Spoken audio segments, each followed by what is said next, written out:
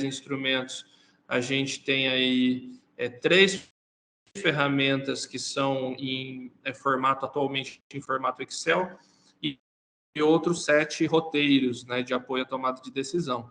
Então, todos esses documentos eles estão disponíveis lá na página do MDR, né? Se vocês procurarem pelo Proteger na página do MDR, a gente pode divulgar novamente aqui no nosso chat para vocês acessarem e vocês poderem baixar essas ferramentas todas, né?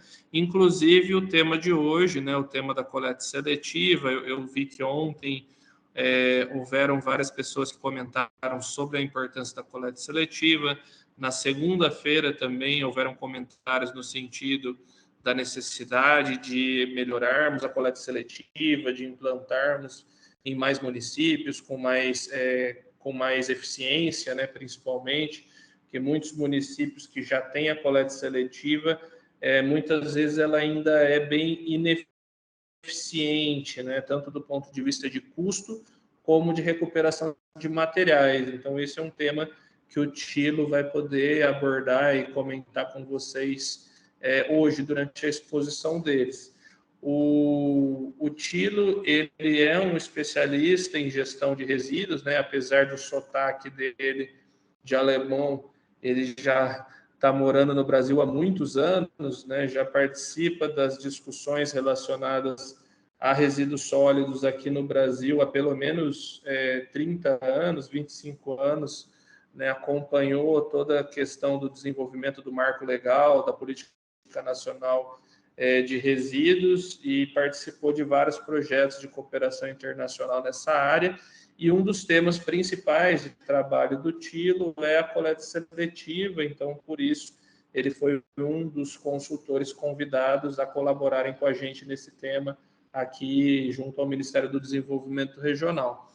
Então, eu já, né, aguardando um pouco, né, que o Jamacy deve entrar em breve, eu queria passar já a palavra para o Thilo, pedir para o Thilo fazer aquela introdução, Thilo, ao tema, e aí, se o Jamacy entrar, a gente dá uma paradinha só para fazer alguns comentários sobre o marco do saneamento, senão a gente dá sequência e no final ele faz a exposição aí dos questionamentos que fizeram e encaminharam para o Ministério no dia de ontem. Então, Thilo, a palavra é sua. Muito obrigado, Guilherme, Mariano, Eduardo, boa tarde a todos e todas. Primeiro eu vou tentar colocar a minha apresentação aqui e vocês me confirmam se está chegando na tela. Sim. Está aparecendo bem, Thilo. Muito bem, então isso aí já funciona.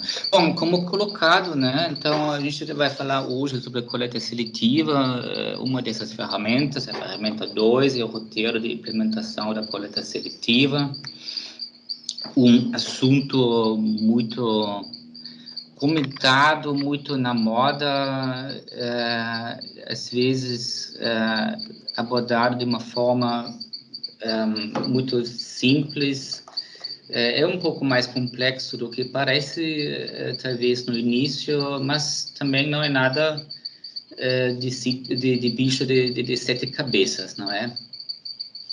Mas como que as realidades são muito diferentes, então tem muitas opções diferentes, não tem uma receita única, e este roteiro ele tenta de mostrar isso um pouquinho, não é? Este roteiro, ele é disponível lá no site, aqui embaixo, colocado, né? E traz uma introdução ao tema, né? Umas questões básicas, o que deve saber, né? Por que fazer, termos chaves. E depois entra realmente como que funciona, né? Como funciona a coleta seletiva, quais são as diferentes opções. Vamos abordar isso hoje. Acho que depois deste ponto aqui, a gente pode fazer uma pequena, um intervalo para abrir para perguntas. Se não houver nada urgente durante a apresentação, que também a gente pode abordar. Mas aqui a gente iria ter um tempo para debater antes de entrar neste assunto aqui, como planejar e implementar, né? Isso é um roteiro de como se implementa, né? Mostrar uma possibilidade, como se pode fazer um roteiro, né? Esse último capítulo, para saber mais, isso traz links apenas que não vou mostrar, mas depois disso também seria bom que a gente ainda tenha um pouco de tempo para pensar um pouco além deste roteiro, porque o assunto ele é claro, dentro de um contexto maior, que é a gestão de resíduos sólidos. E a gente não pode ver a coleta seletiva jamais como um elemento solto, ele é integrado dentro deste sistema de gestão de resíduos sólidos urbanos. E, na verdade, ele está no início de qualquer rota tecnológica, né? A gente tem a geração dos resíduos sólidos urbanos e depois tem a coleta, né? E esta deve ser de forma seletiva em 2 ou 3 fações, né? Pelo menos, então, a coleta de resíduos mistos, claro, né? E vai ter uma rota tecnológica que vai ser abordada, acho que na semana que vem, Geraldo vai falar sobre isso, Alain também. E a coleta dos recicláveis secos e os orgânicos, né? E o que se faz tudo depois, como sujeito, se isso vai para CDR, se faz biodigestão, se faz compostagem, tudo isso depende da qualidade da coleta seletiva e das quantidades que se consegue recuperar na própria coleta antes do que isso se mistura, né? Então, isso é o desafio que a gente está pensando quando a gente está falando sobre coleta seletiva. Podemos enxergar a coleta seletiva sempre com 3 aspectos chaves, que são esses aqui, né? A mobilização social, que é básica, primordial, para que tenha a separação em casa, pelos geradores, né? Para que depois haja, então, uma coleta seletiva mesmo, e aí, então, pensar qual a logística para isso, né? E claro que tem que ter a destinação, né? Que é triagem, compostagem, biodigestão, mas aí também entram questões de mercado. É possível de vender os materiais recicláveis, enfim, quais são as opções que existem, e não para por aqui, porque também sempre sobram rejeitos, afinal é uma coleta seletiva, então tem a coleta dos resíduos mistos, isso sempre vai continuar, isso a gente tem que considerar também quando a gente fala sobre coleta seletiva, e vai ter os rejeitos dos próprios processos de triagem. Então, aí a gente tem que também levar em conta a questão da destinação final, do aterro sanitário, de alternativas de trabalhar com combustíveis derivados de resíduos, né, CDR, mas também como que a coleta seletiva se comunica com a coleta convencional. Então, esses aspectos chaves, esses 3 elementos, a gente vai observar durante as diferentes etapas do roteiro, vai abordar essa necessidade de integrar estes elementos, né? Nenhum desses elementos funciona por si só. A coleta seletiva não é apenas uma solução assim tecnológica que depende de equipamentos, mas tem que ser visto, claro, dentro de um sistema de gestão de resíduos sólidos urbanos. Atualmente, isso é também um dado que consta no próprio roteiro, que vocês devem saber que as taxas de recuperação de recicláveis secos é muito baixa, né? 2,2% ao nível nacional, e de orgânicos muito menos ainda, 0,2%. Isso é muito pouco, e claro que mostra aí também um grande potencial a ser desenvolvido, e como que o Guilherme bem mencionou no início, na introdução, que já tem uma boa, vamos dizer assim, prática de coleta seletiva nos municípios, né? Praticamente 40% dos municípios estão com coleta seletiva, mas isso não combina com esses dados aqui. Então, alguma coisa está errada, né? Então, em alguns casos, com certeza, a coleta seletiva não é eficiente, né? E também esses são dados do SNIS de 2019. E vocês sabem como que o SNIS funciona, então que os municípios respondem, né? Respondem a um questionário, tem coleta seletiva no município, então o município que coloca alguns lixeiras coloridas no centro e no comércio, pode dizer assim, eu estou fazendo coleta seletiva. E não é por aí que a gente vai realmente recuperar a quantidade desejada dos materiais recicláveis e tampouco não a qualidade desejada, quer dizer, a separação realmente, né? A gente olha dentro desses lixeiras coloridas, meu Deus, muito misturado, né? Realmente isso não funciona bem, né? Mas então, quais seriam motivos para o município de investir na coleta seletiva? E claro que tem vários, o primeiro, claro, que é a recuperação dos materiais para os processos produtivos. Na verdade, isso não é tão importante ao nível municipal, né? Mas isso que é um principal aspecto se a gente coloca a coleta seletiva dentro de um contexto maior da gestão sustentável dos recursos naturais, né? Então, diminuindo o uso de matérias-primas e, então, os impactos ambientais relacionados, né, à extração das matérias-primas, né? Bom, já a melhoria das condições sanitárias e do bem-estar ao nível local, né, isso sim interessa no município, né? E a gente tem dados que mostram também que quando você tem uma coleta seletiva que funciona bem e que realmente tem uma mobilização da população para participar na limpeza urbana mesmo, né, isso que se reflete também nas situações sanitárias, então na saúde da população, além de ter um ambiente limpo, né? Ninguém quer viver num ambiente sujo, né? Mesmo que se a gente observa muitas lixeiras viciadas, não é que o cidadão quer que o ambiente onde ele mora fica sujo, né? Por isso que ele leva para um pouco para frente da casa dele e não dentro, né, da casa. Isso que é o problema que a gente tem que abordar também, né? Então, também... Tilo, sim, diga.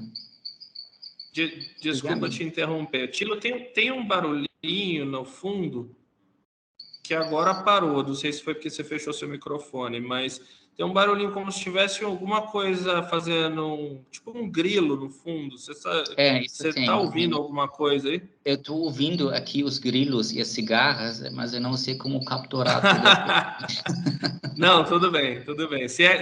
Eu ia perguntar isso. Se é o grilo, vamos tocar. Não, porque realmente aí tem essas cigarras aqui, tá com janela aberta e não tem como fechar, porque senão tem que ligar o ventilador, que é pior, te digo. Então, tá certo. Então, vamos continuar. Mas você tem como ouvir... Vamos então assim para frente, né? A gente estava falando sobre motivos por que introduzir a coleta seletiva no município, né?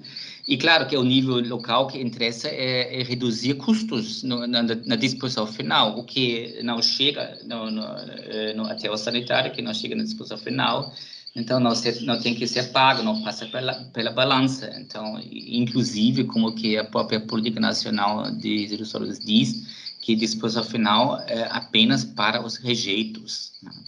E com isso que temos um aumento da vida útil do aterro sanitário. Isso são aspectos de interesse local, mesmo se o aterro sanitário for regional, melhor ainda, no âmbito de um consórcio intermunicipal, é de interesse de todos os municípios participantes do consórcio que este aterro sanitário seja bem operado e que tenha uma vida útil prolongada, né? Um outro aspecto que é realmente interessante é que, para que a coleta seletiva funcione, precisa de mobilização, precisa de sensibilização da população. Se a população não participa, não vai ter a coleta seletiva, não vai funcionar. Né? Mas isso vai além da coleta seletiva, isso vai para toda a questão da limpeza urbana e do manejo de resíduos sólidos. Né? Então, a gente tem como abordar, como a coleta seletiva, todas as questões ligadas à limpeza urbana. É um veículo, a coleta seletiva é um instrumento para transportar mensagens. Né? Um outro ponto é a questão geralmente colocado para os catadores, né? Gera trabalho e renda local, mas não é só para catadores, porque também pode gerar pequenos negócios ao nível local, né? Então, que vai além dos catadores. Mas, de qualquer forma, como coleta seletiva, se melhoram as condições de trabalho e também se aumentam as possibilidades de trabalhar de forma organizada e de forma limpa. Né? O que também interessa ao nível local é a questão da economia regional, sobretudo em municípios que têm um turismo desenvolvido, né? Então, o comprometimento com a sustentabilidade ambiental mostra, então, para os visitantes que este município cuida, né, deste local, do meio ambiente, e que, claro, que quem visita o município quer ver um município limpo e não, por exemplo, uma praia como esta aqui, que fica aqui em Pernambuco, na ilha de Maracá. Então, também é importante para cumprir com as exigências legais, porque a coleta seletiva é um instrumento previsto na Política Nacional de Resíduos Sólidos.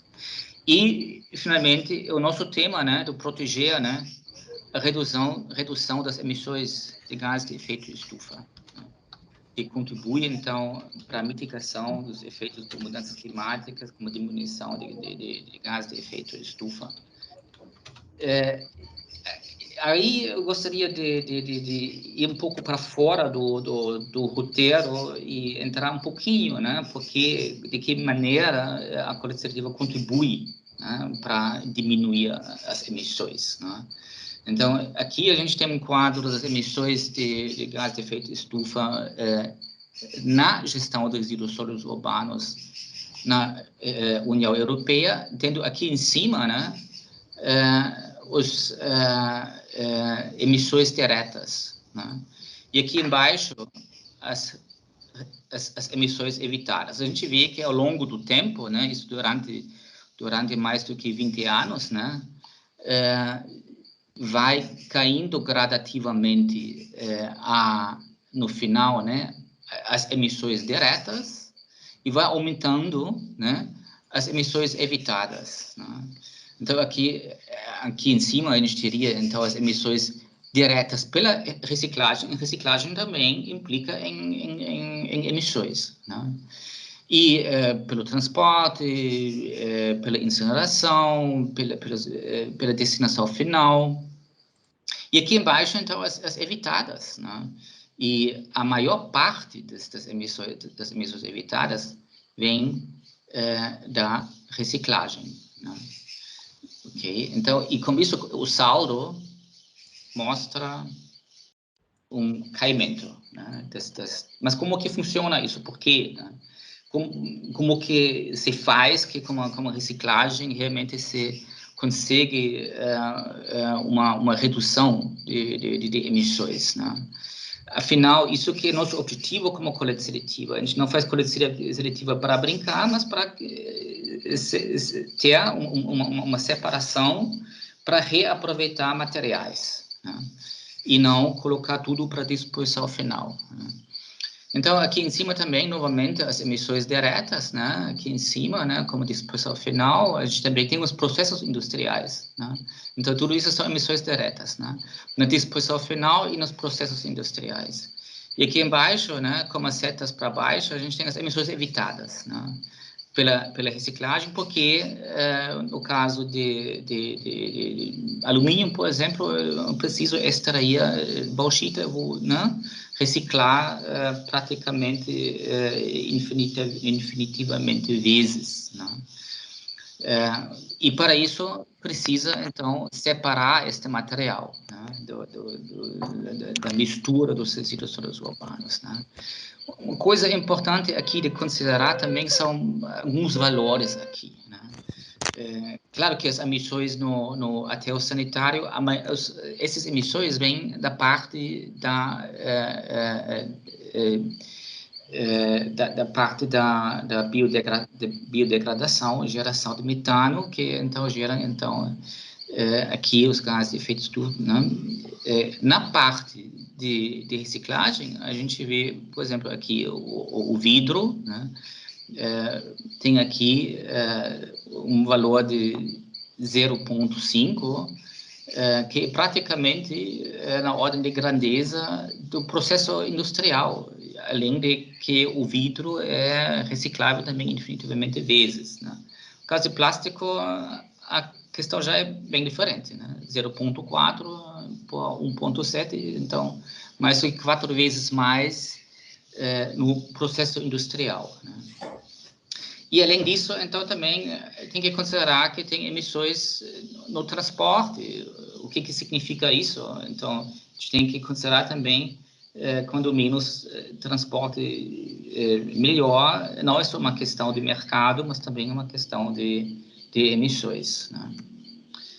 E, bom, esta hierarquia já lembra diretamente a hierarquia da gestão e gerenciamento de resíduos sólidos, que é o artigo 9, né, da Política Nacional de Resíduos Sólidos, né, que coloca, então, uma prioridade, né, na gestão e gerenciamento de resíduos sólidos, né, uma ordem de prioridade, né, começando pela não geração, pela redução, pela reutilização, reciclar, tratar, e só, afinal, a disposição adequadamente dos rejeitos, né? E isso coincide com o aumento das emissões de gás de efeito estufa. Então, quando que vai aqui nesta pirâmide para baixo, então mais emissões se geram, né? E para viabilizar esta parte aqui embaixo, a reciclagem, né, aí precisa ter a coleta seletiva, né? Sem esquecer de investir também nessas partes aqui em cima, que é redução, o não gerar e reutilizar, né? Mas tudo que vem depois, recuperação energética, isso já tem um fator de emissão de resíduos maior do que a reciclagem física, que a gente chama aqui reciclagem, então, de transformar celulose, papel, em outro material de celulose, outra forma de papel, papelão, enfim, né, esses materiais, né? E não, por exemplo, queimar, que seria uma opção de recuperação energética, né? Que seria uma forma de aproveitamento, mas que gera maiores emissões, né? Então, é isso o nosso contexto da coleta seletiva dentro do tema de emissões. E aí vamos, então, voltando para o roteiro, que bem no início também então, apresenta os termos-chave da gestão de resíduos sólidos, né, como enquadrar a coleta seletiva dentro disso, então, evidentemente, da Política Nacional de Resíduos Sólidos, o recente decreto 10936 de janeiro deste ano, né, as diretrizes nacionais para saneamento básico, né, inclusive com uma revisão de 2020. E dentro desse contexto, então, a questão da destinação final ambientalmente adequada de resíduos, né? Isso, como já colocado, né, então, para rejeitos, importante, quando a gente fala sobre rejeitos, às vezes não fica muito claro o conceito, né, o que são os rejeitos, né? tem a definição disso, né? E a definição diz claramente, né, que depois de escutadas todas as possibilidades de tratamento e recuperação por processos tecnológicos disponíveis e economicamente viáveis, né? E isso, esse economicamente viável, evidentemente, difere muito por situação. Em São Paulo, você tem uma outra viabilidade de colocar materiais coletados nos processos produtivos do que, vamos dizer, em Santarém, ou em Altamira, ou em Breves, ou, porque a gente está falando agora muito pessoal do Pará, mas quando dizer, né? Então, no norte, nordeste, a situação é diferente do sul-sudeste, grosso modo, né? Então, a gente tem que ver como criar também, né, situações economicamente viáveis. Isso não é só apenas em questão da localização, mas também em questão da legislação, como que se interfere, então, nas economias locais, né? Colocando o exemplo de vidro, né? Aqui em Pernambuco, por exemplo, a gente praticamente não tem um mercado para vidro. Então, claro que este material então não chega na reciclagem, né? Mato Grosso do Sul, a situação é pior ainda em termos de acesso a reciclagem, mas pode-se criar situações economicamente viáveis baixando o ICMS sobre vidro, né? Que se baixou, então, de 15% para 1%, e com isso se criam outras situações de viabilidade econômica, né? E, de repente, o material que antes era um rejeito, não é mais rejeito. Então, o rejeito temos que pensar também neste contexto da economia, né? Continuando com palavras-chave aqui e falando sobre economia, é primordial ter clareza sobre o mercado dos materiais recicláveis, e por isso que tem que se fazer um estudo do mercado, né? Não adianta de coletar seletivamente materiais que depois não tem como comercializar e, afinal, colocar na disposição final, né? Isso, além de ser uma solução caríssima, desacredita qualquer iniciativa que vem depois de coleta seletiva, né? Claro que isso também, o tema fica muito ligado à logística reversa, né?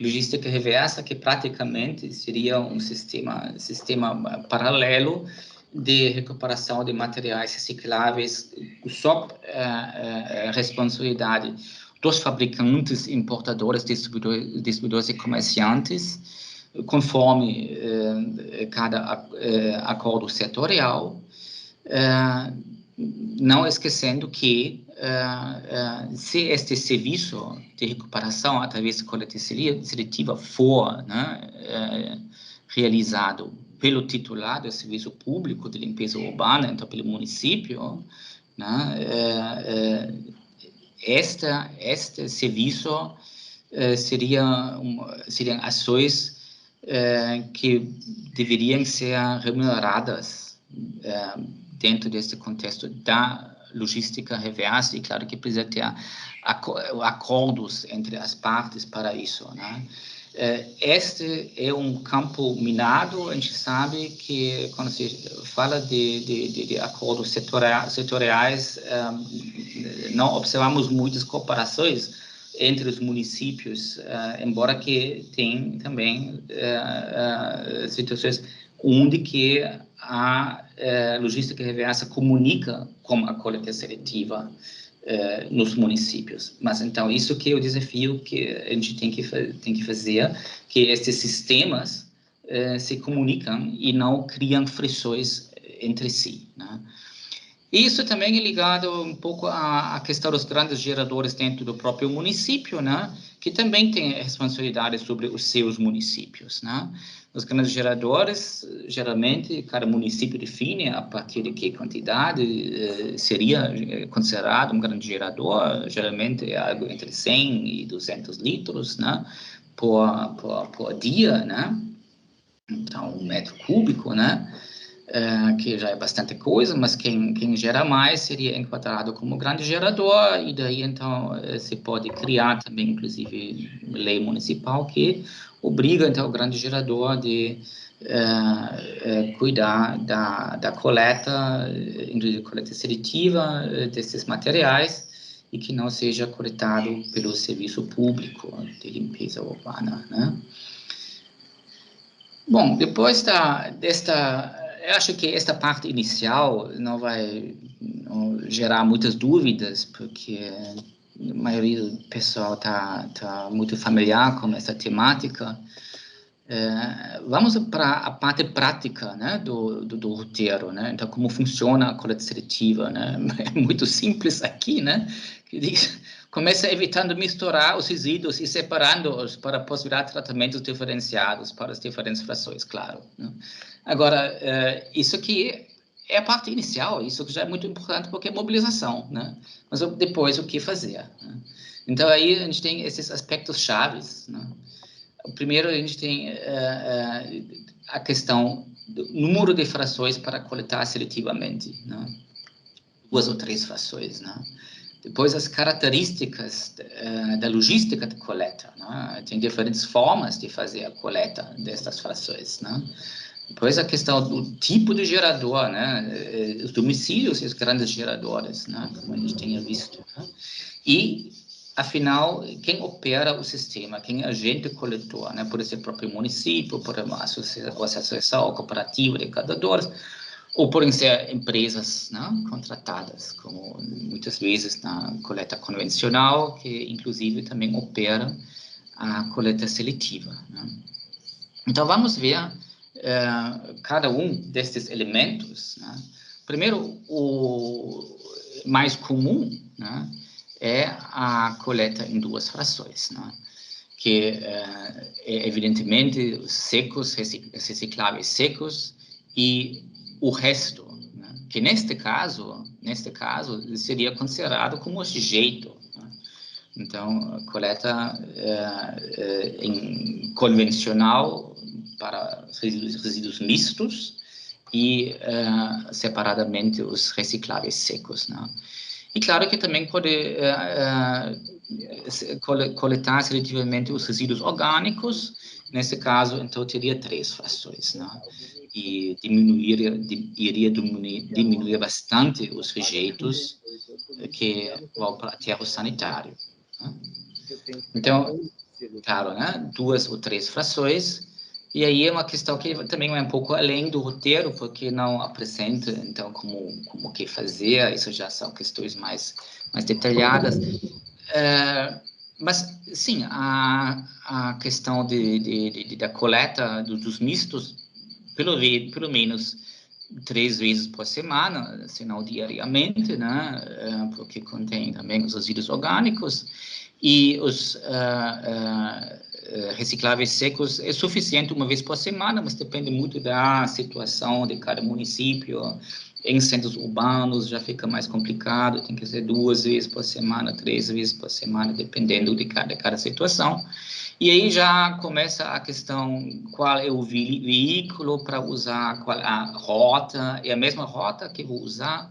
Para começar, talvez seria interessante começar com a mesma rota da coleta convencional, porque já tem uma roteirização existente, seria uma possibilidade de começar de forma piloto.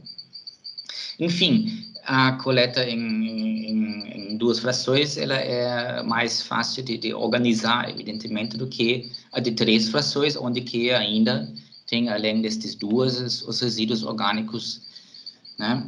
E estes, claro, que tem também, pelo menos, teriam que ser, né, a coleta seletiva dos orgânicos 3 vezes por semana. Agora, aí a questão, como fazer isso, né? Porque colocar mais um caminhão para coleta, claro que seria aumentar o custo, né? Poderia fazer, né, a coleta convencional, né, dos mistos, e além disso colocar ainda um outro compactador, uma outra caçamba que faz a coleta dos orgânicos. Teria 2 veículos. É caro. E uma opção seria também, não é barato, seriam compartimentos diferenciados dentro do compactador, onde que uma parte vai para os orgânicos, outra vai para os mistos, né? Seria uma possibilidade. Outra também é mais tecnologia isso, né? Colocar um reboque, né? Um reboque, existem reboques inclusive com compactação, né? Que poderia ir junto com o veículo coletor da coleta convencional e fazer, então, a mesma rota, a mesma frequência e coletar separadamente, então, os resíduos orgânicos, né? Aqui está escrito Bioabfall, alemão, né? Na Áustria, né? E, além, claro que teria que ter ainda também dos recicláveis secos, que então seria uma vez por semana, né? Então, isso são soluções tecnológicas, mas que têm diferenças em custos, né? Então, esses compartimentos diferentes, né? Isso que é uma solução cara, e a ideia do reboque, que é muito parecido com o que se usa na agricultura, na verdade, não é? Mas é uma situação simples e barata, né? Claro que tem que considerar as situações de segurança nisso, né? Se faz o carregamento aqui, e na frente aqui tem um caminhão compactador, né, que vai fazer o carregamento, então tem que ter questões de organizar o trabalho para que não seja um problema de segurança. Mas, enfim, isso é viável e está sendo feito. Quando que a coleta é feita por caçamba, né, também tem a possibilidade de simplesmente fazer isso com 2 compartimentos, né? Um compartimento para os resíduos mistos, né? E outro para os orgânicos. É uma questão de como se organizar na coleta, como comunicar, evidentemente, para a população, para fazer a separação e fazer a coleta de uma vez só. Então, isso que barateia, isso viabiliza, sobretudo, a coleta seletiva de resíduos orgânicos. Bom, isso que são essas formas, né, em 2 ou em 3 frações. A tendência é ir para 3 frações, inclusive isso está descrito no novo decreto como a meta que se deve trabalhar com 3 frações na coleta seletiva. E daí, então, tem que começar a pensar realmente como operacionalizar isso, quais são as opções tecnológicas que existem, por isso que a gente abordou isso um pouquinho, né? Mas, além disso, é a questão, depois que eu sei que eu vou fazer 2 ou 3 frações, é a própria logística, né?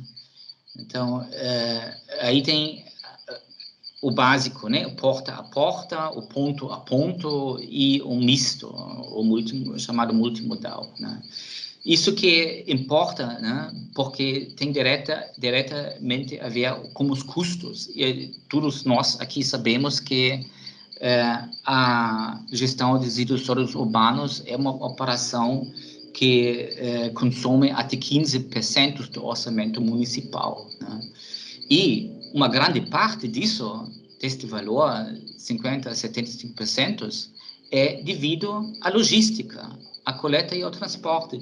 Então, isso é um ponto muito importante de considerar, como que vou organizar estas coletas a mais, né? Nesse momento, também, pensar em coletas seletivas, né? Então, vamos abordar estes modelos, né? Claro, o porta a porta é como o próprio nome diz, né? Segregado pelo município, né? dispostos separadamente, e então dia e hora definida, então passa o caminhão que faz esta coleta de porta a porta, né? Ou passa qualquer forma de coleta, mas que recolhe porta a porta, né? E tem o ponto a ponto, que é um pouco diferente, porque continua a segregação pelo município, acondiciona também, mas não entrega para a coleta, e sim entrega, leva para um ponto de entrega voluntária, né? Esses pontos famosos de entrega voluntária, PEVs, leves, às vezes chamado ecoponto ou ecoestação, tem diferentes nomes, muitas diferentes formas, mas sempre é que são locais acessíveis para a população, tem que ser acessíveis, né? Porque se a população não chega, não vai receber materiais, mas precisa de deslocamento da população, né? Por isso tem que ser considerado para pontos estratégicos dentro da malha urbana, né? E destes PEVs, então, aí sim se faz a coleta periódica, que pode ser feito pelo próprio serviço público, quer dizer, coleta seletiva municipal, ou privado, né? Que é realizado no contexto da logística reversa também, né? Trabalhar com PEVs para receber materiais segregados e recicláveis, né? E tem um misto multimodal, né? Que consiste em uma mistura entre estes dois modelos, que a gente já vai ver como que isso funciona, né? Essa figura aqui copiada, né, do roteiro diz que, evidentemente, não existe uma única solução, inclusive que estes três possibilidades logísticas podem ser misturadas entre si, né? Dependendo, então, dos bairros, dependendo dos geradores, qual é o sistema que se emprega. Mas, então, como que funciona, né? Então, claro, a porta monomodal geralmente com um caminhão, né? Que é a coleta seletiva mecanizada, podendo ser como um baú ou com um caminhão gaiola, né? Ou mesmo com um compactador para ganhar escala, que por sua vez interfere na qualidade do material coletado. Aí tem prós e contras para fazer a coleta seletiva com compactador, mas é uma opção. O problema é que este veículo pesado tem que ir porta a porta, e isso que é um custo caro, porque ele para em cada casa, né? Então, isso que tem um desgaste enorme, isso tem combustível que precisa. Então, é a solução mais confortável, inclusive para planejar, mas a opção mais cara, né? E uma alternativa, então, é fazer esta parte da coleta mecanizada só em pontos de transferência, né? Aí faz, então, a coleta mecanizada ponto a ponto.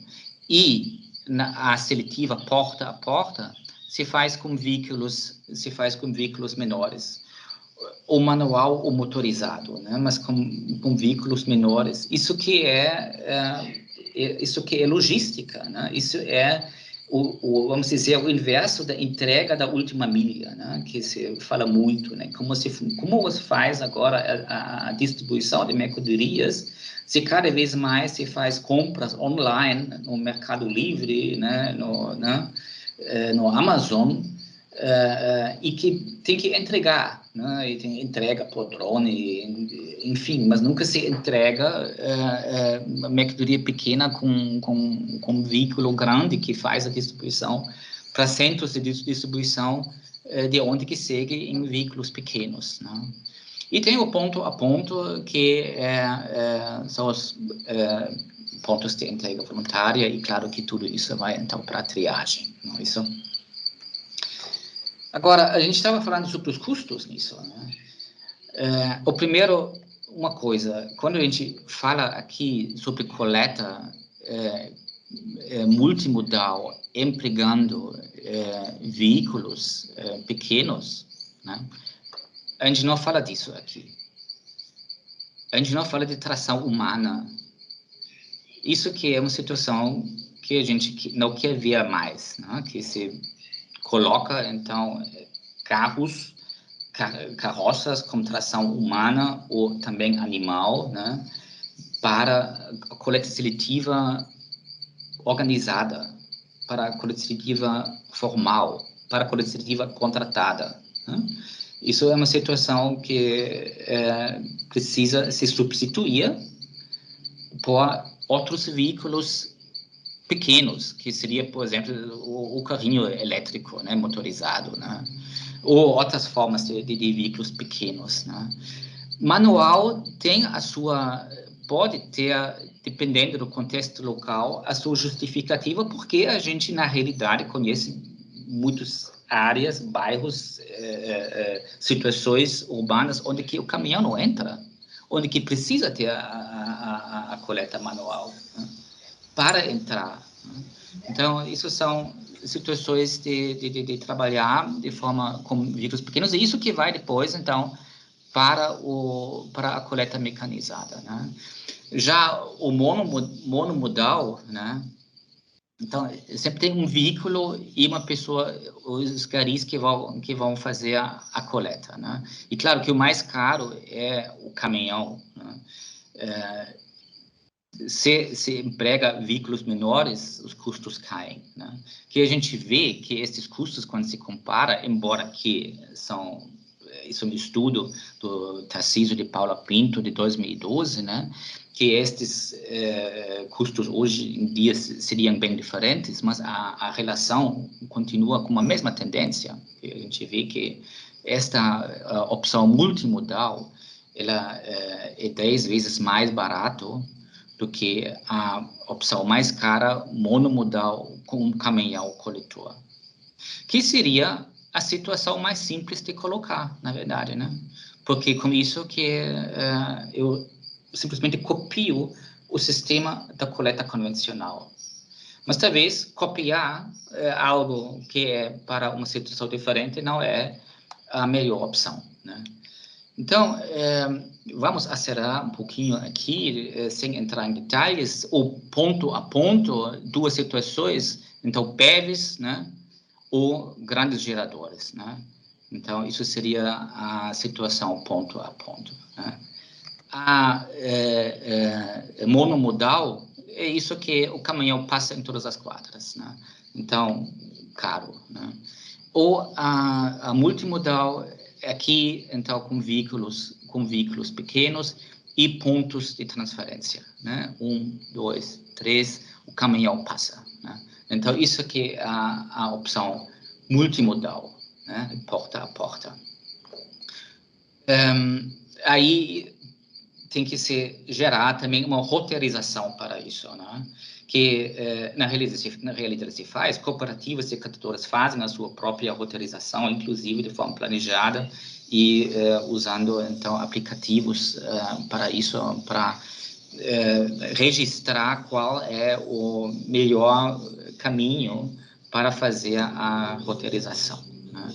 Agora, isso que é muito teoria e a situação, a gente está com muito pessoal aqui da Universidade Federal do Pará e pessoal dos municípios no Pará, né, e alunos, alunas também, né? A situação no interior é uma outra do que se a gente fala de São Paulo, por exemplo, né? Só apresentando aqui uma situação, um estudo de caso de Bailique, né? No arquipélago do Bailique, né? Que fica, né, do outro lado do Rio Amazonas, na foz do Rio Amazonas, né? Onde que foi, quando a gente trabalhou em 2003, né? Ainda antes da Política Nacional de Resíduos Sólidos, já uma forma de logística reversa, né? Para um distrito isolado, realmente isolado, só tem acesso fluvial, né? E introduzindo uma coleta seletiva, utilizando os comércios locais e os pontos de entrega comunitária, né? Então, o problema, evidentemente, é que não tinha coleta de lixo e tem resíduos, né, principalmente, né, plásticos, né, que são relativamente novos e a população não tem hábitos como tratar isso, né? E, inclusive, não tem forma de tratar, além de queimar, neste caso, que não tem coleta, o que fazer, né? Então, a gente criou um projeto, Limpa Bailique, junto com a prefeitura de Macapá, na época. A ideia foi de onde que vem o produto que vira lixo. O cidadão compra este produto, onde compra, evidentemente, no comércio, e no comércio local, né? Muitas vezes no comércio local, né? Muitas vezes em Macapá também, mas quando compra no comércio local, colocar junto a este comércio local um ponto de entrega voluntária, que a gente chamou lá, um ponto de entrega comunitária, né? Quando se faz a compra, levar os resíduos recicláveis secos, para a partir daí, então, fazer a coleta para um galpão de confinamento, de triagem e de transferência para o navio que leva só os materiais recicláveis secos de volta para Macapá, né? E os orgânicos, bom, os orgânicos geralmente se aproveitam nesses locais, né? Se aproveitam para ração animal, se faz compostagem, enfim, talvez precisa de orientações, pode ser, só que ainda existe essa tradição, né, de aproveitar os resíduos orgânicos que nos centros urbanos se perdeu, né, onde que os resíduos orgânicos viraram um problema. Se a gente anda na zona rural, a gente não vê problema com os resíduos orgânicos. O problema que a gente vê aqui é dos resíduos secos que são geralmente recicláveis, né? Então, fazer uma coleta seletiva desta forma é uma forma de logística reversa, sim, e uma forma inteligente, porque se usa um ponto estratégico, que são estes comércios rurais onde que a população se encontra e pode facilmente levar esses resíduos, já como eles estão também fazendo compras aqui. Então, no momento que faz a compra, já leva os resíduos, né? Bom, a gente está terminando isso aqui, esta parte, tipo de gerador, né? Tem, claro, os domicílios e tem os grandes geradores com responsabilidade particular que poderia fazer um regulamento municipal para ordenar de que forma isso tem que ser disposto para a coleta e que se organiza a coleta a partir dos próprios grandes geradores, o que se cobra para o serviço dessa coleta, inclusive a coleta seletiva, não é isso? E a gente tem ainda a questão do agente coletor, rapidinho, o próprio município pode operar a coleta seletiva, associações e cooperativas ou empresas contratadas, né? Vamos ver só rapidinho a questão das empresas contratadas, das cooperativas de catadores, que, na verdade, prestam um serviço como uma empresa contratada, não? Isso é um serviço realizado pelas cooperativas, associações e catadores, no caso que eles operam a coleta seletiva, né? Porque eles operam a coleta seletiva, eles também têm que operar a mobilização, porque eles precisam ter a quantidade, né, e a qualidade para triagem e para a própria venda dos recicláveis. E tem o gerenciamento de tudo isso, que são serviços que são precificados como qualquer empresa que faz, né? Isso não se faz com bolsa catador, né? Não existe nenhuma empresa de coleta de resíduos que trabalha apenas porque recebe uma bolsa gari, né? Não, apresenta um serviço precificado a partir de um tema de referência, que outro estudo de caso aqui em Maceió foi feito em 2016, uma proposta por 4 cooperativas, justamente precificando, né, todos estes serviços, foi contratado, né, inclusive recebendo pela mobilização social em 2017, continua funcionando atualmente com um novo edital para ampliar inicialmente de 4.000 residências, atualmente são 16.000 residências, que é previsto agora no novo edital, ampliação para 50 1.000 residências, né? É uma forma de profissionalizar o serviço e contratar, né? Contratar um serviço profissional que é uma temática, provavelmente também amanhã, do José Carlos, que vai falar sobre cooperativismo, né? Agora, contratar, tem inúmeros modelos de contratos, né? A gente tem feito no âmbito da elaboração do roteiro, junto com a Maria Fátima Abreu, né? Um estudo de contratos, né? Então tem uma diversidade enorme o que se precifica, né? Então são os itens aqui que se precificam e a gente vê que não existe um modelo padrão, né? O que é interessante de observar é que o que mais entra nos contratos é o material que se comercializa, né, que faz a triagem, que se comercializa, porque isso que é material que não chega no aterro sanitário. Então, isso que é interesse tanto da prefeitura quanto da organização dos catadores, né? E as cooperativas fazem uma mobilização porta a porta, de forma eficiente. Então, sobre isso, a gente tem muitos estudos que mostram a eficiência desta forma de coleta seletiva quando que ela é pensada desde a mobilização por um agente único, que no caso que seriam associações e cooperativas de catadores, certo? Aqui, veja, a gente está agora com 5 horas e 5 minutos já, Guilherme. Talvez a gente abre aqui para uma roda de conversa, perguntas, comentários, o que você acha? Concordo, Tilo.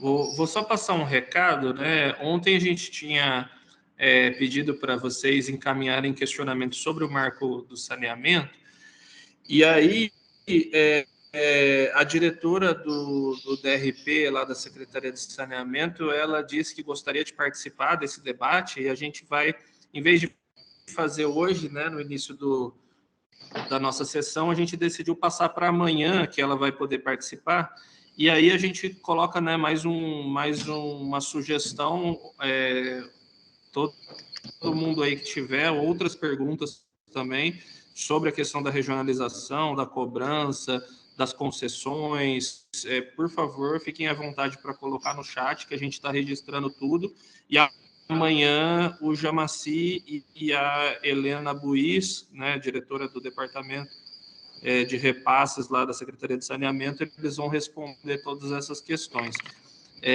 Voltando aqui ao nosso tema, né, da coleta seletiva, Tilo, tem um comentário e uma pergunta do Pedro Duarte, da CNM.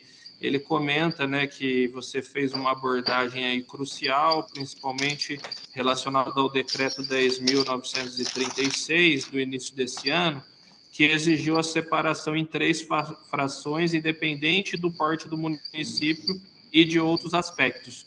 Como você enxerga essa alteração do decreto? Sim, Pedro, como coloquei, é um desafio que eu vejo principalmente de forma logística. Eu acho que os munícipes não teriam problema de participar disso. Tecnologia local para tratar os resíduos orgânicos de forma separada precisa também de investimentos. Não adianta de fazer uma coleta seletiva de orgânicos bem feito, mas depois não tem a tecnologia disponível para tratar. Então, compostagem como tecnologia mais, vamos dizer, mais simples, né? Também tem que ter uma qualificação para isso, né? Tem que ter treinamentos, tem que ter equipamentos dependendo do porte do município, né? Mas, por outro lado, a gente tem experiências também bem-sucedidas dentro do país de compostagem, também em municípios de pequeno porte. Então, acho que isso é uma questão de estruturar, sobretudo, a questão da logística, onde que algumas opções eu mostrei. Eu acho que isso aqui é viável de organizar, né? Isso não vejo como um grande empecilho, né? Mas sim, então, a forma de tratamento dos orgânicos, porque não faz sentido de fazer esta coleta e depois o tratamento não funciona bem, ou esses resíduos acabam no aterro sanitário ou no lixão, né? Tilo, tem um comentário aqui do José Linhares falando que em Acaraú, do Ceará, é Santana do Acaraú, na verdade, do Ceará, eles já estão trabalhando com multimodal e tem umas bicicletas cargueiras aí que os catadores utilizam. Falou que já estão coletando cerca de 11 toneladas por mês nesse modal, mas que ainda tem grande potencial de aumentar bastante esse processo. São 15 catadores lá em Santana do Acaraú. A Vanessa está perguntando se você poderia ou teria aí a referência completa daquele artigo do Tarcísio de Paula de 2012 sobre os custos, se isso está divulgado ou não, como que ela faria para acessar esse documento? Certo, então, primeiro, José, né, Linhares, né, esta opção das bicicletas, né, também chamadas de recicleta, né, é uma opção, tem que ver caso a caso se realmente é viável, não. A gente tem essa experiência aqui em Pernambuco também, né, onde que a gente observa que algumas cooperativas trabalham de forma muito bem, né, como essas bicicletas que eles receberam já faz quase 10 anos e ainda estão usando. E outros não estão usando porque acham que quebra muito fácil e, enfim, não funciona. Depende de cada situação. Mas esta questão multimodal, ela tem uma infinidade de opções, evidentemente, como se organiza tanto a forma da coleta primária quanto o ponto de transferência. Isso que é um aspecto que eu gostaria ainda de colocar. Quando se quando se opera este modelo, tem que pensar muito bem também onde e como se organiza então esses pontos de transferência temporária para que eles não viram uma espécie de lixeira viciada, né? Onde que a pessoa joga os seus lixos porque acha, bom, aqui tem lixo, entre aspas, então eu vou jogar, né? Mas tem opções, né? E a Vanessa, veja, o artigo do Tarcísio, eu já perguntei ao Tarcísio sobre este artigo e, infelizmente, não recebi. Eu só tenho uma apresentação onde que ele coloca estes números e apresenta, então, como que são os diferentes modelos, né? Então, isso que é para a Vanessa.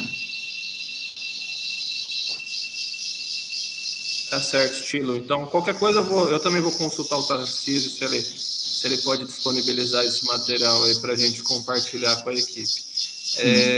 O George, Tilo, está fazendo uma pergunta sobre identificação, como identificar grandes geradores, né? Eu acho que isso é um tema, vamos dizer assim, que é complementar ao da coleta seletiva, mas a gente sabe que isso depende de uma definição municipal, né? Então, é importante que cada município defina, né, qual é a sua característica, como que ele define um grande gerador. Mas, por favor, Tilo, fica à vontade aí para comentar. Não, exatamente, isso é uma questão municipal, como definir os grandes geradores, né? Mas depois a questão como identificar, né? Então, dependendo do tipo de empreendimento, eu teria que elaborar também um plano de gerenciamento de resíduos, né? Neste momento, quando que é obrigado a elaborar um plano de gerenciamento de resíduos, que é artigo 20 ou 21, né, da Política Nacional, né, para geradores particulares e grandes geradores, né, que no âmbito do licenciamento ambiental tem que apresentar então um plano de gerenciamento de resíduos sólidos. neste momento, o município teria como saber, como identificar e também saber como se opera, né? No momento que tem atividades que não precisam apresentar um plano de gerenciamento de resíduos, poderia ser através da junta comercial, por exemplo, para identificar quais são os empreendimentos registrados no município que têm potencial de geração elevada de resíduos, como supermercados, por exemplo, né? E, claro, também, então, debater na Câmara Municipal como fazer que estes comércios locais e atividades econômicas locais participam no sistema de limpeza urbana, né, que, afinal, também é no interesse deles, né? Então, acho que é uma questão também de desmistificar um pouquinho essa questão de pagar pelos serviços, né? Porque, afinal, isso é para manter uma situação que cada município e também cada comércio local quer que o município seja limpo, né?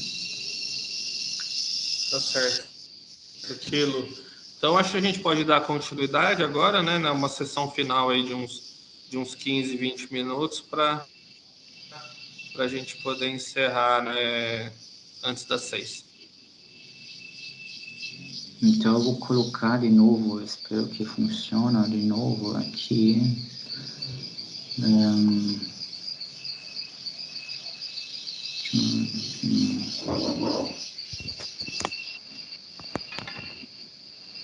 Por favor, me confirma se chegou na apresentação. Sim, tá projetando bem. Então, vamos só pular para frente, né?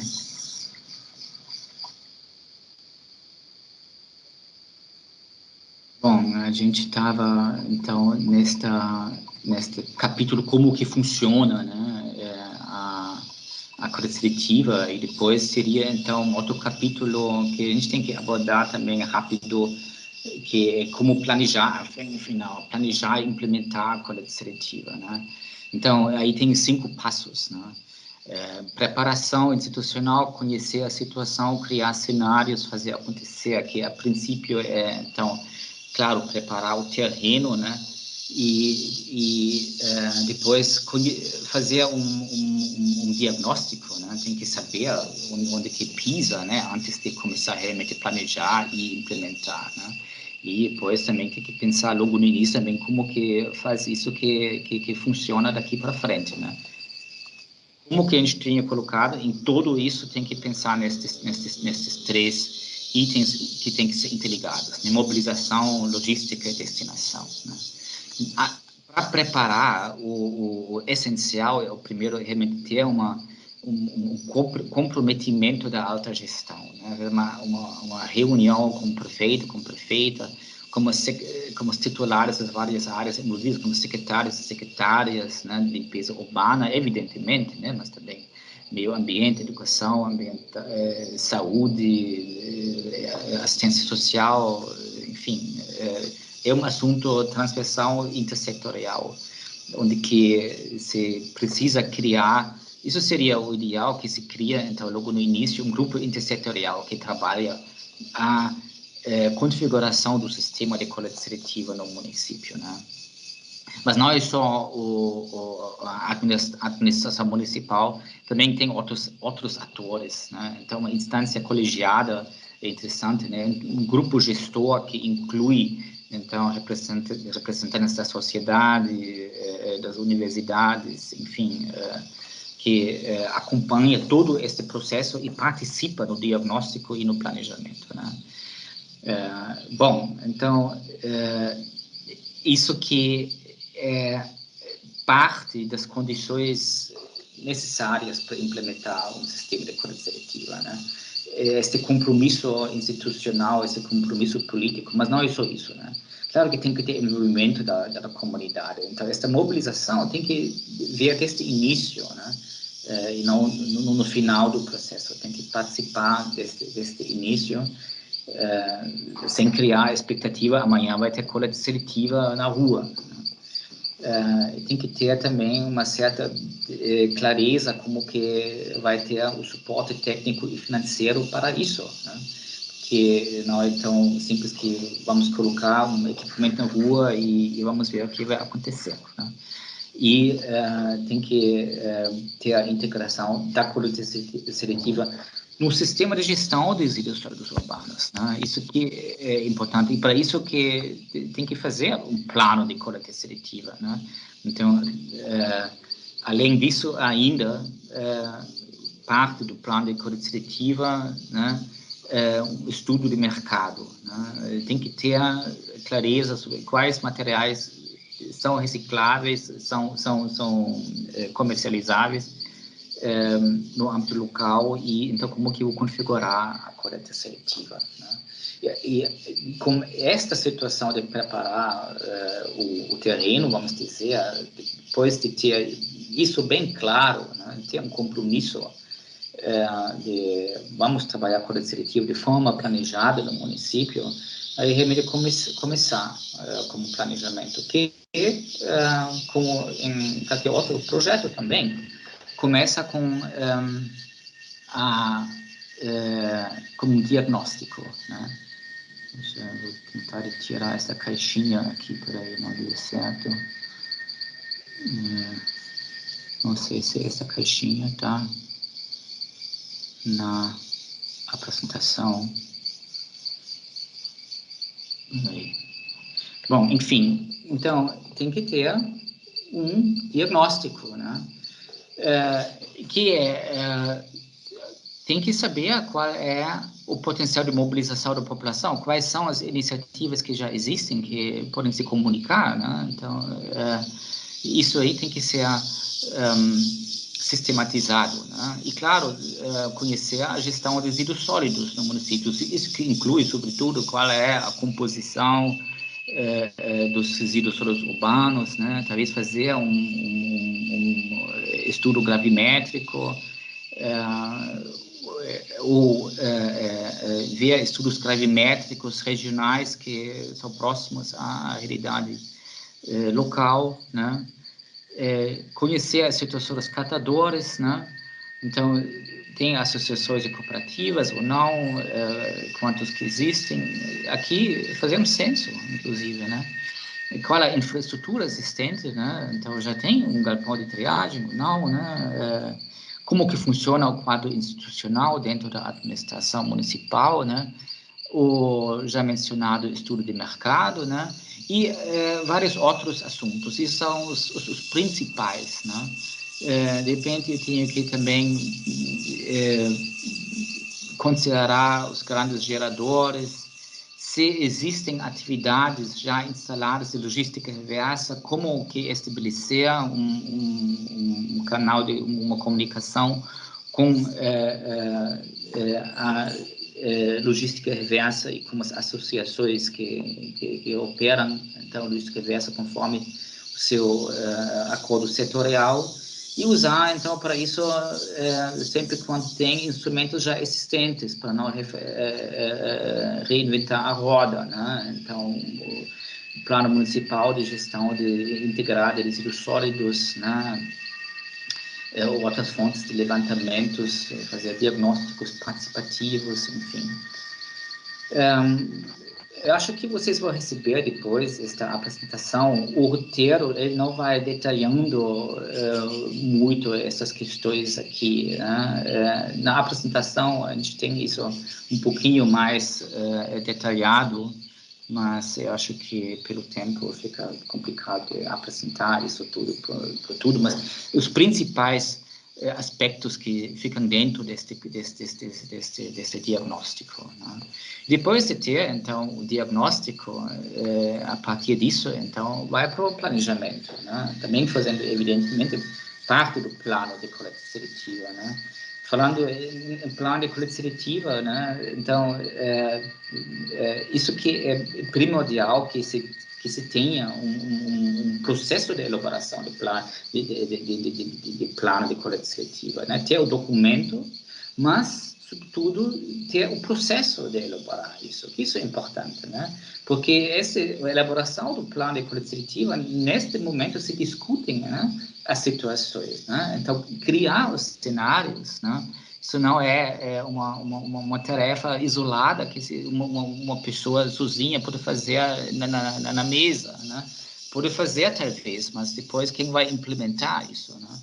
Então, por isso, fazer isso junto com o máximo de envolvidos é melhor, e pelo menos como a administração municipal, este plano aqui foi elaborado junto com o apoio do Proteger, a Câmara Gibe, que lançou na semana passada o seu programa de coleta seletiva, depois de ter elaborado este plano, e isso foi no ano passado, né? Início do ano passado, estava pronto, mais ou menos. E agora que virou realmente a política do município, que a prefeita lançou, então, o programa de coleta seletiva, né? Então, aí tem que planejar, evidentemente, como fazer a mobilização, a questão da logística, né, que a gente já abordou, as diferentes formas, né, qual a destinação dos materiais, né, e o quadro institucional, como se mantém, então, esse sistema, né, quem vai fazer o quê dentro da APIS municipal para manter o sistema de coleta seletiva, né. Então, criar um grupo de trabalho para isso, e expertise externa, quando necessária, sempre bom, mas não, jamais é suficiente, né? Fazer um plano isolado, a gente observa isso muitas vezes também nos planos de gestão dos seja municipal ou estadual, quando que é elaborado de forma isolada, tem poucas chances de ser implementado e se tornar realmente um instrumento de gestão, né? Um instrumento vivo. Isso não é nada fixo, né? Isso tem que ser sempre observado, modificado, replanejado, né? E isso que a gente, bom, aqui tem de novo essas caixinhas detalhando um pouquinho o que consistem os diferentes elementos do planejamento, né? Não precisamos agora entrar em detalhes, né? Mas na hora de fazer acontecer, isso seria, então, a implementação, né?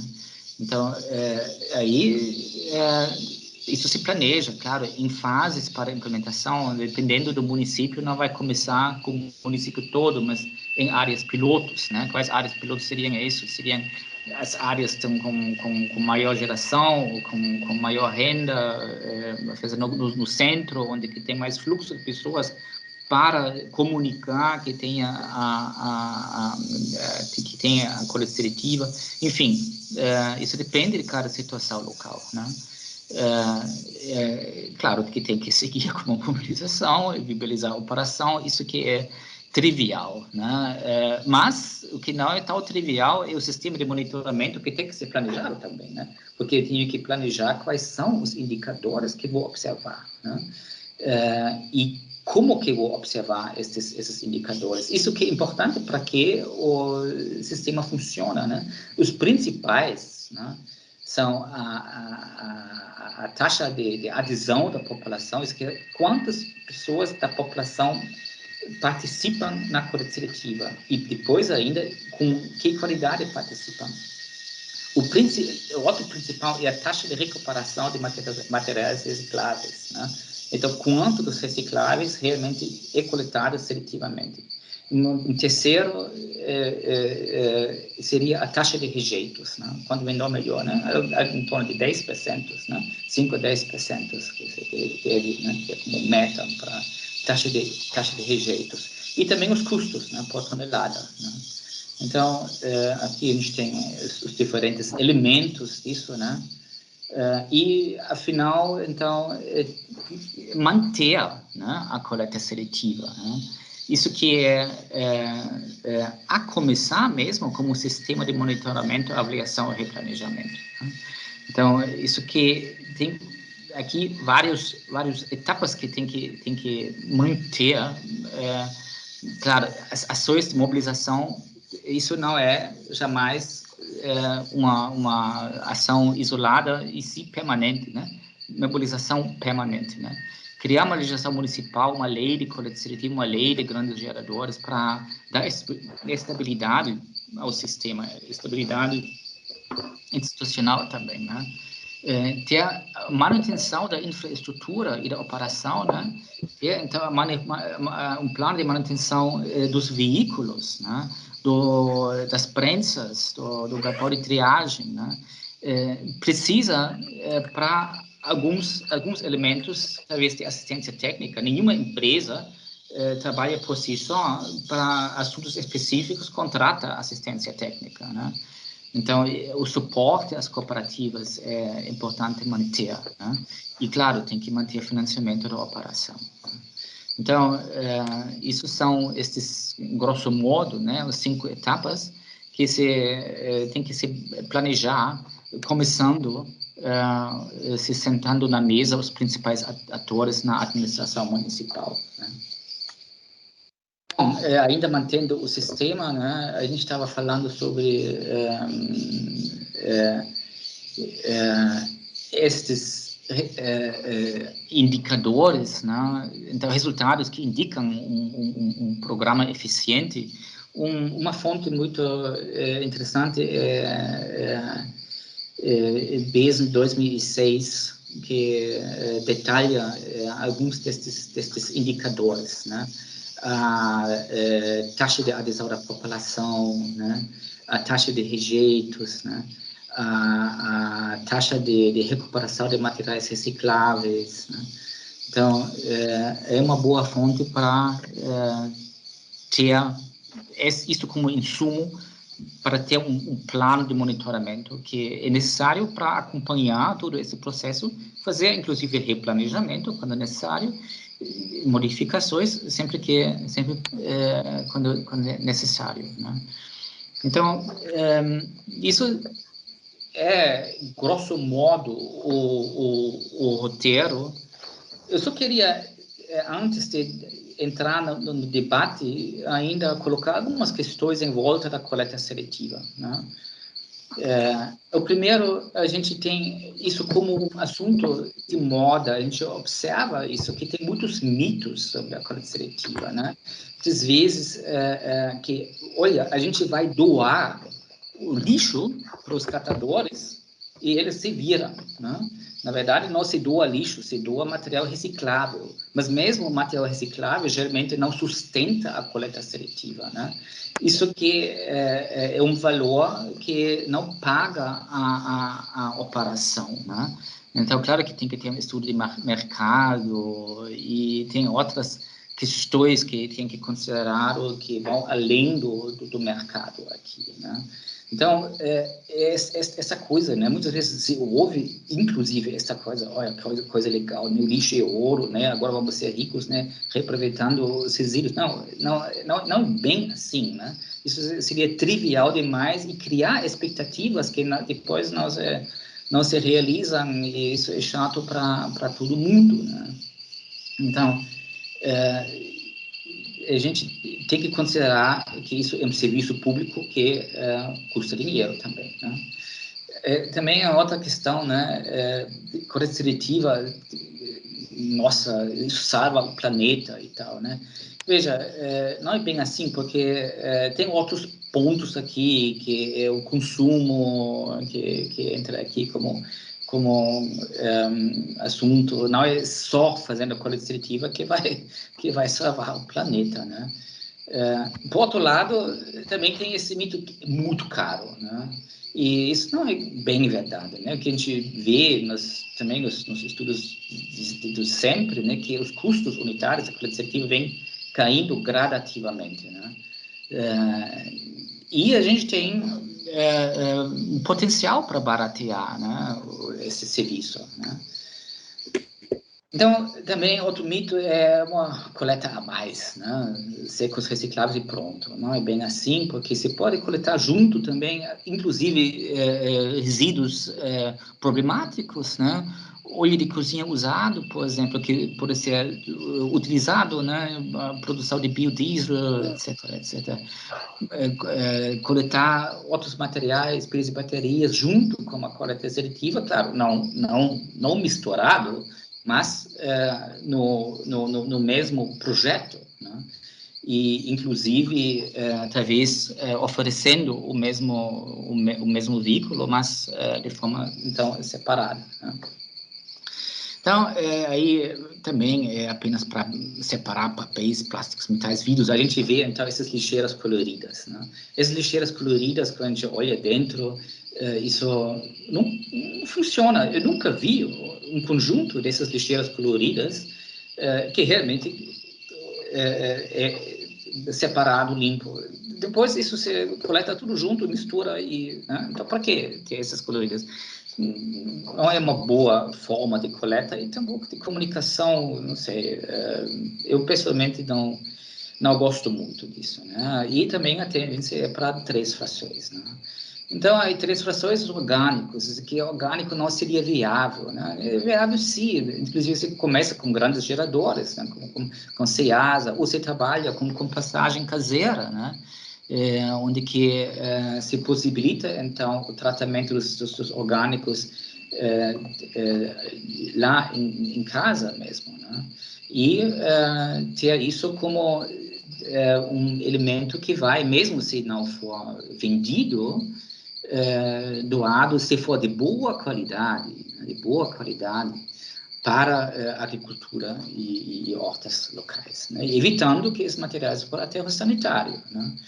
E outro mito aqui, inclusão dos catadores e romantismo social, né? A gente viu que isso é uma forma de, quando profissionalizado, uma forma de ter um serviço prestado de forma profissional, né? E de forma econômica, com outros benefícios locais, né? Inclusive sociais dentro do próprio município, né?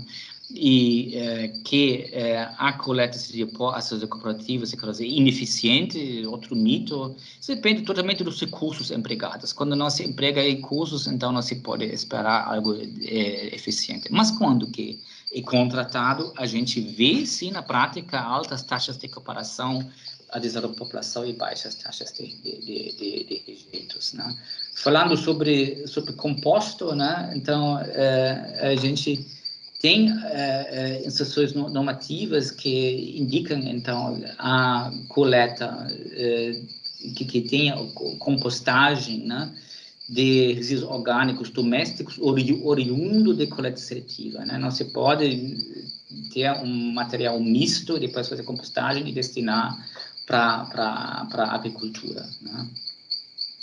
Algumas tendências ainda, rapidinho, né? A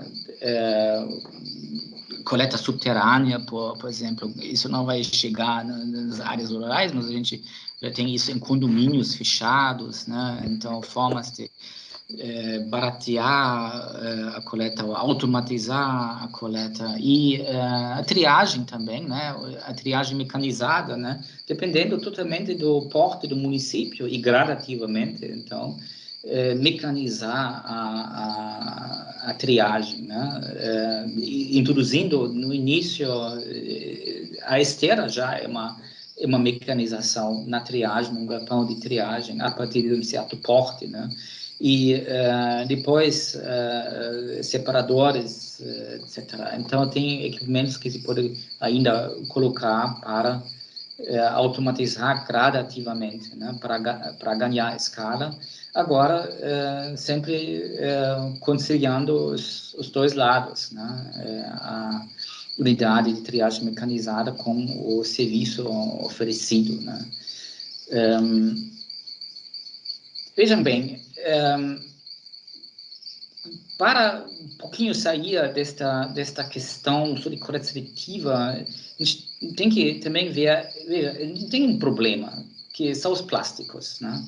Aqui, exemplos de Recife, né? Canal do Arruda, né? A gente vê só problemas principalmente de plásticos. Essa pessoa aqui, esses meninos, estão pescando, mas não estão pescando plásticos, estão pescando alumínio, evidentemente, né? É uma forma não ia chamar isso de coleta seletiva, né? Mas isso para destinar para reciclagem, não é? Só que é uma forma que a gente não quer ver, né? E aí, outra situação na região metropolitana aqui do Recife, né? em Jabata dos Guarapes, né? Catadores trabalhando com plásticos, evidentemente na beira do canal, cai dentro do canal. Tudo isso contribui ao lixo no mar, né? Então, a gente tem que considerar coleta seletiva para a reciclagem, né? Agora, a gente tem que pensar também sobre o nosso modo de consumo, né? Quantas vezes se recicla vidro? Infinitas vezes. Alumínio? Infinitas vezes. Papel? 6 ou 7 vezes. Plástico? 1 ou 2 vezes, né? Dependendo da forma e também quem apresenta este balanço, né? Mas mesmo se for 6 vezes, tá? A gente não tem uma infinidade de reciclagem. Nesse momento, a gente não pode falar de recycling, e sim de downcycling, né? Porque perde qualidade. E se a gente vê, então, para onde que vai aqui os plásticos, no estudo, né? Da Fundação Heinrich Böll, neste Atlas do Plástico, neste link aqui, né? A gente vê os plásticos produzidos desde 1950 até 2017, né? Destes 5.000 megatoneladas, né? 600 foram para reciclagem, e a metade disso, destes 600 apenas, 1/10, mais ou menos disso, foi para reciclagem, a metade disso vai para resíduos. Uma parte vai para incineração, uma parte vai realmente para uso, E a metade disso seria novamente reciclado. Então, isso que é o downcycling que a gente observa, que é uma certa limitação que a gente tem que ter em conta quando a gente fala de economia circular, que não é tão simples assim de sempre fechar o ciclo, não é tão simples. A gente precisa de ecodesign e uma outra temática aqui, mas que tem a ver com coleta seletiva, porque sempre fica no início, né, de qualquer rota tecnológica. E se a gente considera dentro disso também formas políticas, como organizar então nosso modelo de consumo, a gente também tem que ver quais são os materiais que a gente está consumindo, né? E aqui só pensando assim nos plásticos, a tendência dos plásticos, praticamente metade dos plásticos, certo?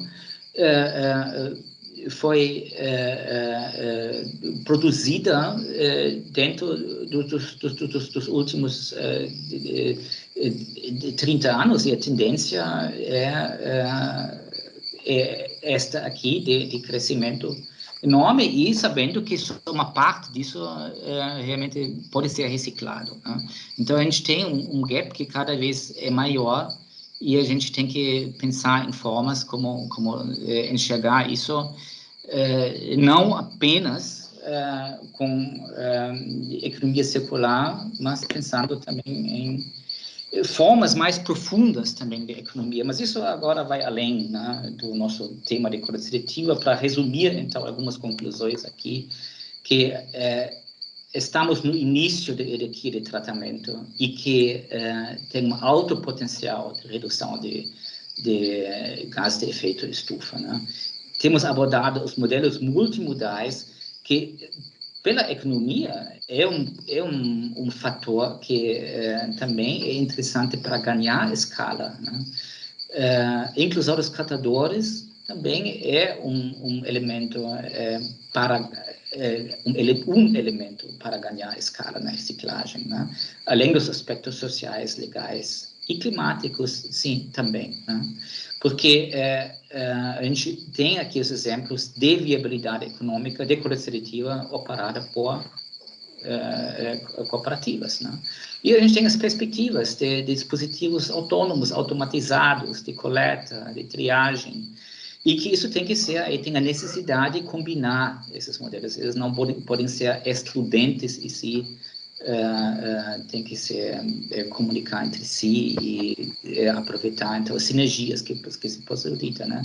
Isso para fechar que a coleta seletiva é um ótimo instrumento de educação ambiental para melhorias na limpeza urbana, para sensibilização sobre temas que têm a ver com isso, que é o modelo de consumo, que é o plástico, prevenção ao lixo do mar, Enfim, coleta seletiva é muito mais do que colocar um caminhão na rua e dizer agora vamos fazer a coleta seletiva.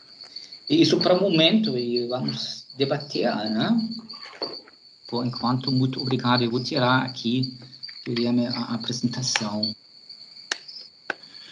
Tilo, muito obrigado. Acho que foi excelente essas reflexões que você fez agora no final, né? É bom a gente tirar alguns mitos, né, sobre a questão da coleta seletiva. Realmente é o tema da moda, mas é um tema importante, fundamental para a gente avançar e melhorar a gestão de resíduos aí no curto prazo, né? Eu acho que não tem mais como falar no longo prazo. A gente tem que melhorar a situação atual, a gente tem que planejar uma coleta seletiva onde ela ainda não existe e a gente tem que melhorar a eficiência da coleta seletiva onde ela já existe. Então, ela é um tema para todos os municípios brasileiros, sem dúvida, né? A gente teve agora poucos comentários sobre o tema de coleta seletiva especificamente aqui no chat, Tilo. Eu abro aqui também, né? Se vocês quiserem fazer mais algum comentário, podem levantar a mão para a gente já estar no encerramento. Acho que o Gabriel fez um comentário agora sobre a logística reversa, não chega nos municípios pequenos, que acabam tendo que custear a coleta seletiva como de embalagem, que é de responsabilidade do setor empresarial. Isso, Gabriel, acho que a gente tem um problema que começa desde a nossa legislação, né? A gente não tem, na nossa legislação, a obrigatoriedade e a responsabilidade estendida do produtor. Então, de fato, né, a questão da nossa nomenclatura ser responsabilidade compartilhada é um problema, né? É um problema que vem sendo enfrentado aí desde da criação da Política Nacional em 2010, mas até hoje não está resolvido, né? Então, os setores de embalagens plásticas e papelão, eles têm uma resistência em dizer que a responsabilidade é deles, né? A responsabilidade, eles dizem que também é compartilhada com os municípios, com os cidadãos, com os comerciantes, e isso gera realmente um problema, porque quem que é, de fato, o comandante do navio, né? A gente não tem comandante esse navio.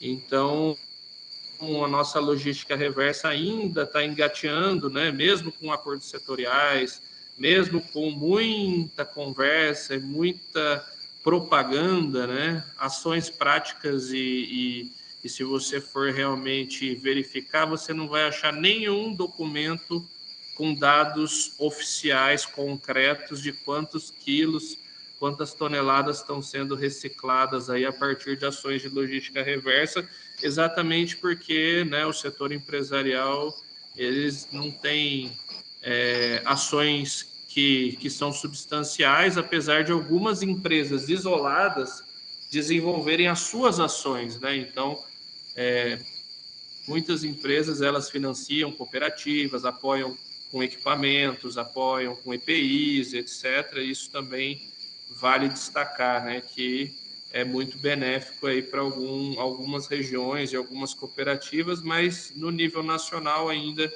é muito pouco. O Carlos Tilo está perguntando sobre qual é a norma técnica para a classificação dos resíduos sólidos. Acho que não sei se tem uma norma técnica específica, sabe? Não temos, né? E tampouco não temos um catálogo, né, de materiais, né? Mas então é por isso que eu coloquei essa questão dos rejeitos, porque poderia abordar a questão dos rejeitos a partir dos materiais, que não é o caso, né?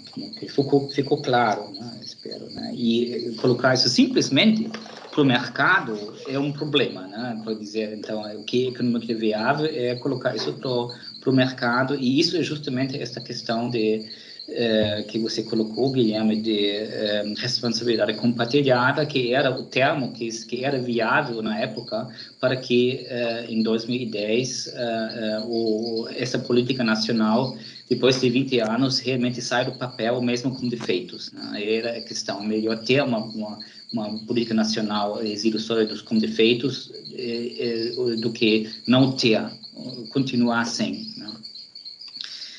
E aí faltou realmente esta questão da responsabilidade estendida do produtor, né? Então, isso que considerar, então, os resíduos desde o início, né? Que é esta questão, né? Que quem desenha o produto, né? O designer, ele é que gera os resíduos, não é a população, né? Isso também é uma certa forma de colocar responsabilidade compartilhada, responsabilidade para a população, né? Dizer, olha, agora é com vocês, consumo responsável, mas você entra no supermercado, a primeira coisa que você vê é propaganda, e a segunda coisa que você vê é embalagem, e a terceira coisa que você vê é embalagem desnecessária, né? É como se fosse, né, banana embalada que já tem a sua própria embalagem, né? Então, isso sobre esta questão também de responsabilidade estendida do produtor, colocar isso desde o início do desenho do produto, que é, então, o ecodesign, né? Que é uma parte de dentro do contexto da economia circular, né? Então, que o produto seja durável, que seja sem obsolescência programada, né? Que seja reciclável, reciclabilidade, quer dizer, como que a composição de materiais neste produto é possível de desmontar, né? Os elementos são recicláveis em si, né? E que é também o uso deste reciclado, então que o material reciclável realmente seja utilizado como matéria-prima secundária, né? Perfeito. Não, perfeito, Tilo. Só o Gabriel, né, que fez o mesmo comentário aí da coleta da logística reversa, ele está perguntando, mas de que forma que um município pequeno, né, dentro da sua realidade ali, poderia implementar uma coleta seletiva mínima, né, que funcionasse adequadamente? O que você poderia comentar, né? Municípios brasileiros com menos de 20 mil habitantes, né? Conhece bons exemplos? Sim, Gabriel, né? Eu sei, Gabriel é de onde? De Bahia, né? Estou vendo aqui São Desidério. Não, a situação, Gabriel, na verdade é a mesma, né? O primeiro sentar com a administração municipal, com o prefeito, como a prefeita, como os secretários envolvidos, né? De ter um compromisso, realmente, a gente quer fazer isso, né? E depois, então, como fazer? Então, criar um grupo para isso, né? Um grupo intersecretarial e envolver outros atores dentro do município, né? Ver se tem catadores, né? Envolver desde o início, desta forma, né? E daí, então, seguir essas viabilidades do mercado. Isso tem que considerar desde o início, né? Se não houver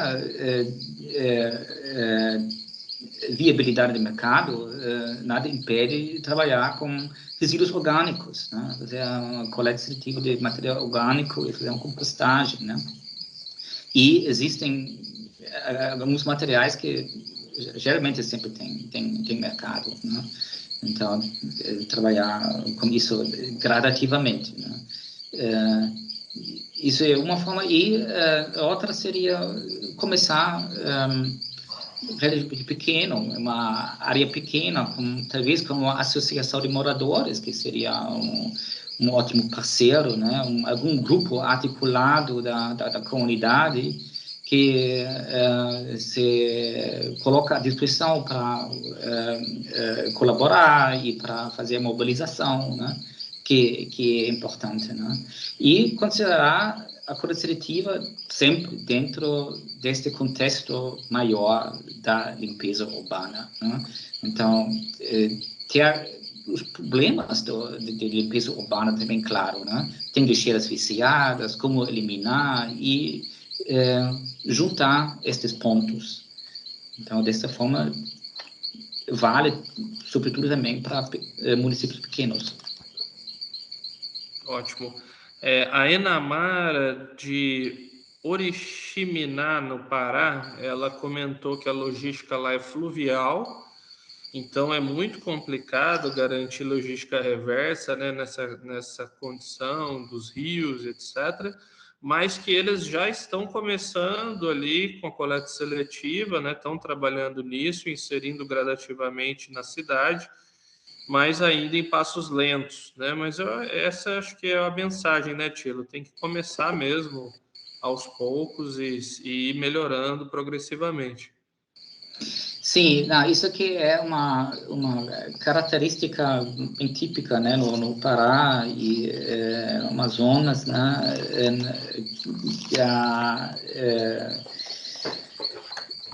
situação fluvial, mas um exemplo colocado, né, além de começar pequeno, mesmo se for fluvial, os resíduos chegam em forma de produto e chegam de via fluvial, né? E no exemplo do arquipélago de Bailique, a gente estava vendo, né, que da mesma forma como que chega, volta, inclusive utilizando o mesmo navio, né? E organizar isso desta forma, né? E isso seria uma forma também de envolver, né, a logística reversa, né, para atingir, né, cotas também na região norte em situações mais complicadas. Mas utilizar, então, a logística de abastecimento para o desabastecimento, quer dizer, para o transporte de volta, né? E o trabalho local seria, então, organizar a comunidade em volta desta teia onde que funciona a comercialização dos produtos, né? E usar, então, a mesma teia de volta, né? Até que onde que se comprou aquela embalagem de creme dental, né? Uma vez vazio, por que não levar de volta ao mercadinho, né? E lá ter um ponto de entrega voluntária. Então, isso são formas também de pensar sobre tudo. Isso que eu vejo como viável na região norte, né? Tá certo. Não, perfeito, Tilo. Acho que ótimos comentários, né? Acho que teve um comentário aqui também da Carolina, que ela fala que o maior problema dos municípios do Piauí é que muitas vezes eles realizam coleta, a cooperativa faz a triagem, mas não tem mercado para comercializar muitos dos produtos. Então, é o desafio do mercado, né? Nesse caso, como também, né, o grande desafio aí para muitos municípios da região Centro-Oeste, Norte e Nordeste, né? Acho que grande parte dos municípios dessas regiões enfrentam aí dificuldades para comercializar também, com exceção dos que estão em grandes centros, né? Sim, exato. Agora, quando tem atuação de catadores, isso é um indicador que existe um mercado. Eles sabem para onde vender.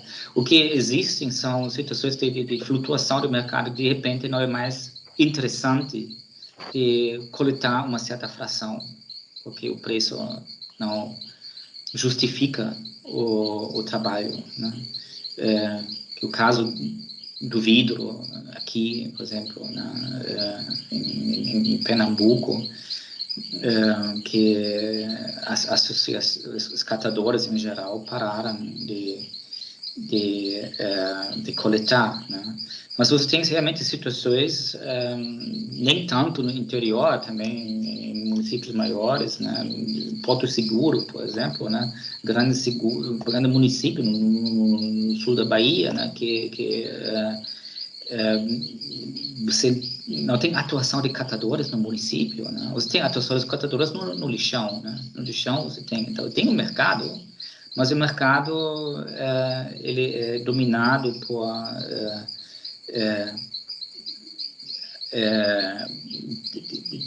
depósitos locais, como sempre, né?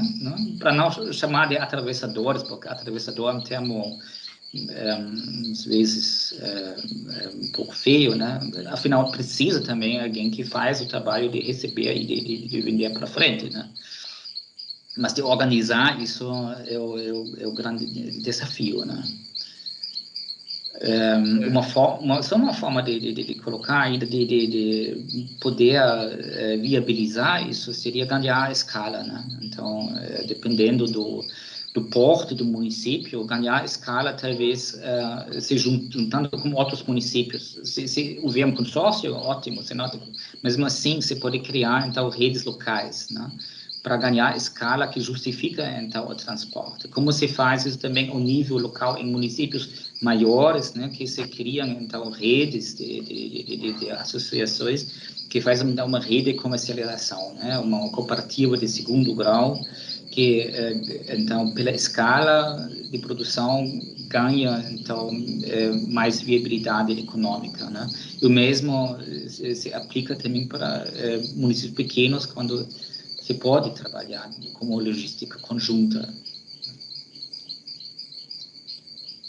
Tá certo, Tilo. Só para finalizar, né, a gente já chegou agora no nosso tempo. O Denício fez alguns comentários também, falando lá sobre pau-d'alho em Pernambuco, falou da separação inicialmente em secos e orgânicos e rejeitos, né, mas que vai progressivamente, né, buscando a melhoria com inclusão de compostagem, RCC, podas, etc.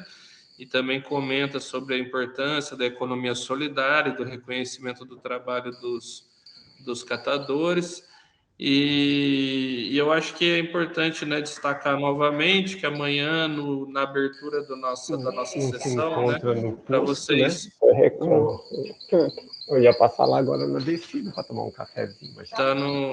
Alguém está com o microfone aberto, mas vamos só finalizar, né? Amanhã, no início da nossa sessão, a gente vai ter uma discussão sobre o novo marco do saneamento, com a participação da Helena Buiz e do Jamaci Avelino, né? O diretora e o coordenador geral lá do Departamento de Repasses da Secretaria Nacional de Saneamento.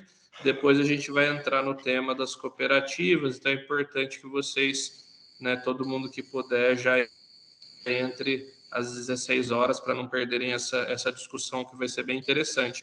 E por fim, agradecer ao Tilo, né, Tilo, acho que sempre muito rica aí as suas contribuições, a experiência prática, eu acho que agregou bastante aqui para esse grupo, né, e nos outros dias a gente já estava vendo alguns comentários de pessoas falando sobre a importância da coleta seletiva, mas com certeza a gente entrar num detalhamento, né, entender que existe uma certa complexidade, né, no tema, mas que também tudo pode ser resolvido com conhecimento, com articulação, com engajamento da população, né, participação social e também com a questão, né, da tecnologia, do envolvimento dos catadores, enfim, tem muitas possibilidades e cada município dentro do seu porte vai ter aí uma realidade, vai ter a possibilidade de implementar uma coleta seletiva de acordo aí com a sua realidade local.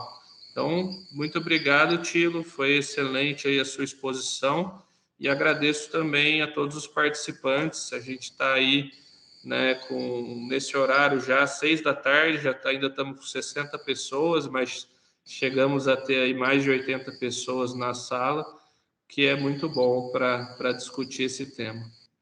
Eu que agradeço a você, Guilherme, Mariana, Eduardo, pessoal da GIZ, do MDR, e claro, né, a todos aqui presentes, todos e todas, né, pela atenção, pela paciência de participar aqui, pelas perguntas e até a hora dessa agora. Aqui já é escuro, né?